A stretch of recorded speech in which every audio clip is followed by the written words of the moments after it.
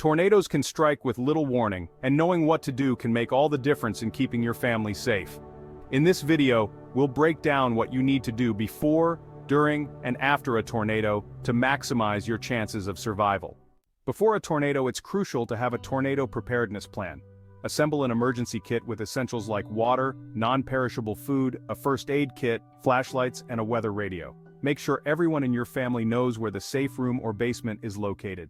Next, practice tornado drills regularly, so your family knows exactly what to do when a tornado warning is issued. Move to a sturdy, enclosed space on the lowest floor, away from windows. If you're outside or in a car, seek shelter immediately in a low-lying area. After the tornado, it's time to check on loved ones, assess any injuries, and avoid hazardous areas like downed power lines or unstable structures. Stay tuned to local news for updates and guidance. By preparing ahead of time and knowing exactly what to do, you can protect your family from the dangers of a tornado. Hey, if you like this video and want more info on this topic, click on this video here. You can also get more life-saving information at isurvivethrive.com, and of course, don't forget to subscribe to our I Survive Thrive YouTube channel. Check the description below this video for helpful links.